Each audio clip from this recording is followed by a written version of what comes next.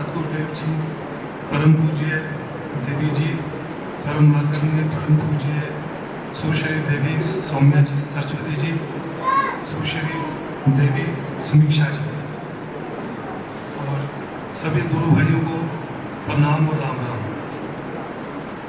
मैं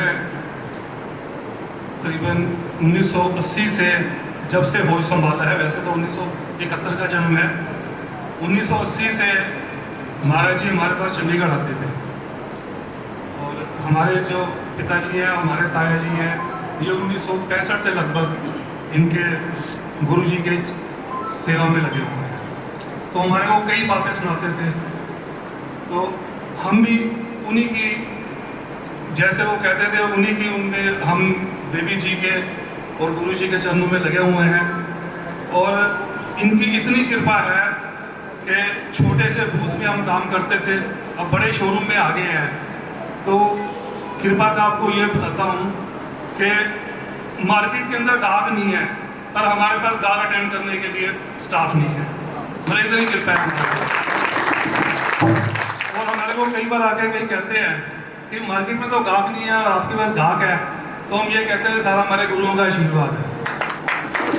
तो हमारे को हमारे पिताजी ने, ताया जी ने कितनी बातें, कितनी हमारे संस्मरण है। उसमें से एक छोटा सा संस्मरण आपको बताता हूँ कि हमारे पिताजी के चाचा जी के लड़के श्री खानचंद उपरेजा जी, वो हमारे मतलब गुरु भाई नहीं थे, लेकिन एक बार हमारे पिताजी के साथ नकुड़ में जब कार्यक्रम होता था तो उनके साथ आ गए। तो हमारे पिताजी ने बात हमारे को बताई कि उनको थोड़ी ना कब्ज की प्रॉब्लम रहती थी। तो रात को क्या था कि दूध पीने की आदत बनी हुई थी, दूध पीते थे तो पेट साफ होता था। तो हम महाराज जी के आगे बैठे हुए हैं, तो अब सोच रहे हैं भी नकुड़ में आया, अब कैसे दूध कैसे मांगे, भी दूध मांगने के बस हिम्मत नहीं हो रही थी। तो महाराज जी के लिए दूध आया, तो महाराज जी के लिए दूध आया, तो महाराज जी कहते हैं वो उधर खानचंद जी बैठे हैं, उनको जाके दूध दे।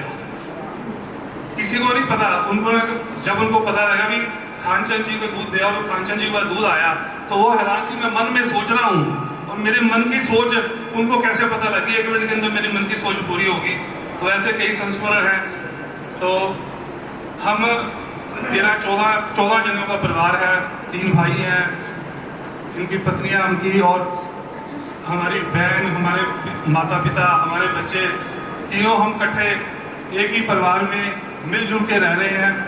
अभी मैं 4-5 दिन पहले की बात बताता हूँ। हम कोई प्रॉपर्टी लेने की सोच रहे थे, तो मैं सीए के पास गया, तो मैंने उसको बोला भी ऐसा है कि हम एक शोरूम लेने की सोच रहे हैं, तो उसको हमें कैसे लेना चाहिए, भी शेयर में लेना चाहिए, कैसे लेना चाहिए। तो उसने मेरे से क्वेश्चन किया कि आपका भाइयों का कैसा आपस में सेटिंग है, मैं उस हिसाब से आपको बताता हूँ कि ऐसे आप शेयर में लो।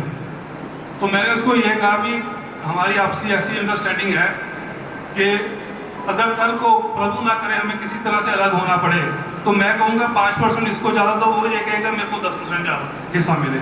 और ये सारा हमारे गुरुओं का आशीर्वाद है। हमारे परिवार पर इतनी कृपा है, इतनी कृपा है, इतनी कृपा है कि जितना भी शीश नवाऊँ ना वो ही कम है। मैं यही चाहूँगा कि बस हमारे परिवार के ऊपर, हमारे सभी गुरु भाइयों के ऊपर हमारे महाराज जी और देवी जी की कृपा बनी रहे, और ऐसे ही हम फलते फूलते रहे और मिलते रहे और प्रभु का गुणगान करते रहे। जय श्री राम। इस परिवार की भावना का मैं आपको वंदन करूं। प्रतिवर्ष एक बार देवी जी के सानिध्य में इनके घर पर चंडीगढ़ जाना होता है, मोहाली में रहते हैं आप। और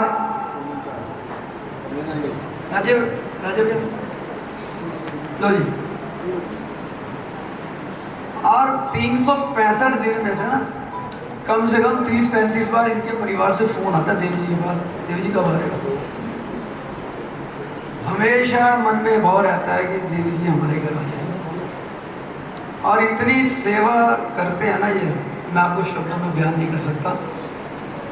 मेरे गुरुदेव जी वास्तव में असीम कृपा है और इसी तरह बनी रही।